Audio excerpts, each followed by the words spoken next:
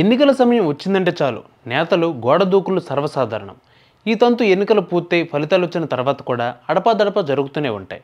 ప్రస్తుత రోజుల్లో అయితే ఈ వ్యవహారాన్ని జనాలు సైతం చాలా లైట్గా తీసుకుంటున్నారు. కానీ గోడ దూకిన ఎమ్మెల్యేలు అటో ఇటో తెలియని పరిస్థితుల్లో కొట్టుమిట్టారడం ఏదైతే ఉందో అది ఇప్పుడు తెలంగాణ రాజకీయాల్ని నిప్పుల కుంపటిలా ఉడికిస్తుంది. కండువా మార్చి ప్రభుత్వంలో కీలక పదవి దక్కించుకున్న ఆ జంపింగ్ ఎమ్మెల్యేకి తాను ఏ పక్షాన ఉన్నానో కూడా చెప్పుకునే పొజిషన్ లేకుండా పోయిందట. ఇందుకే ఆ ఎమ్మెల్యే ఎవరో తెలుసుకుందామా? తెలంగాణలో మరోసారి ఫిరాయింపులు రాజకీయం రెచ్చరేపుతోంది. ఇటీవల జరిగిన సిఎల్పి భేటీలో షేర్లింగంపల్లి ఎమ్మెల్యే అరకపూడి గాంధీ ప్రత్యక్షమవడంతో ఈ వ్యవహారం మరోసారి టాప్ న్యూస్లో నిలిచింది. కొద్ది రోజుల క్రితం ఫిరాయింపుల వ్యవహారంలో బీఆర్ఎస్ ఎమ్మెల్యే పాడి కౌశిక్ రెడ్డి, షేర్లింగంపల్లి ఎమ్మెల్యే అరకపూడి గాంధీల మధ్య రచ్చ రాజకీయ వర్గాలలో తీవ్ర దుమారం లేపింది. బీఆర్ఎస్లో గెలిచి కాంగ్రెస్లో చేరిన ఎమ్మెల్యేలు దానం నాగేందర్, కడియం శ్రీహరి, అరకపూడి గాంధీ, ప్రకాష్ గౌడ్లతో పాటు మొత్తం 10 మంది ఎమ్మెల్యేలను అనర్హులుగా ప్రకటించాలని బీఆర్ఎస్ ఎమ్మెల్యేలు పాడి కౌశిక్ రెడ్డి, వివేకానందులు హైకోర్టులో పిటిషన్ దాఖలు చేశారు.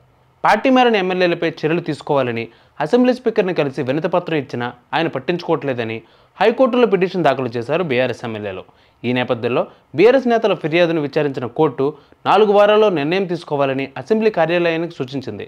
ఈ వ్యవహారంలో అరకపూడి గాంధీ స్పందిస్తూ నేను కాంగ్రెస్ కండువా కప్పుకోలేదు, బీఆర్ఎస్లోనే ఉన్నానని స్పష్టం చేశారు. ఈ క్రమంలోనే పాడి కౌశిక్ రెడ్డి అరకపూడి గాంధీ ఇంటికి వెళ్లి బీఆర్ఎస్ కండువా కప్పుతానని చెప్పడంతో దమ్ముంటే మా ఇంటికి రావాలి, లేదంటే నేను కౌశిక్ రెడ్డి ఇంటికి వెళ్తానని సవాల్ విసిరారు.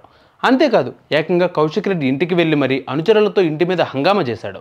అయితే బీఆర్ఎస్ ఎమ్మెల్యే హరీష్ రావు వ్యాఖ్యలపై అరకపూడి గాంధీ స్పందించినప్పటికీ మంత్రి శ్రీధర్ బాబు మాట్లాడుతూ సిఎల్పి సమావేశం జరిగిన మాదాపూర్ ప్రాంతం షేర్లింగంపల్లి నియోజకవర్గ పరిధిలో ఉంది కాబట్టి సీఎం రేవంత్ రెడ్డిని మర్యాదపూర్వకంగా కలిశాడు, దానికి ప్రతిపక్షాలు రాద్ధాంతం చేస్తున్నారని శ్రీధర్ బాబు మండిపడ్డారు. ఇదంతా ఒకెత్తైతే మాదాపూర్లో జరిగిన సిఎల్పి మీటింగ్కి అరకపూడి గాంధీ హాజరయ్యారు. ఇక్కడే అసలు ట్విస్ట్ నెలకొంది. గాంధీ కాంగ్రెస్ పార్టీలో చేరినప్పుడు సిఎల్పి సమావేశానికి ఎలా వెళ్తారనేది ప్రతిపక్షాల ఆరోపణ. వివాదం నుంచి బయటపడేందుకు తాను బీఆర్ఎస్ ఎమ్మెల్యేలని చెప్పుకున్న అరకపూడి గాంధీ ఇప్పుడు సిఎల్పి భేటీలో పాల్గొనడం మరోసారి రాజకీయంగా చర్చనీయాంశమైంది.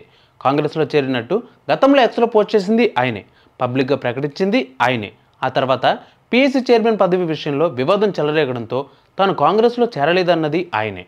ఇప్పుడు కాంగ్రెస్ శాసనసభాపక్ష భేటీకి హాజరైంది కూడా ఆయనే. కానీ ఇప్పటికీ ఆయన అటో ఇటో అన్నది మాత్రం ఎవరికీ అర్థం కావడం లేదు.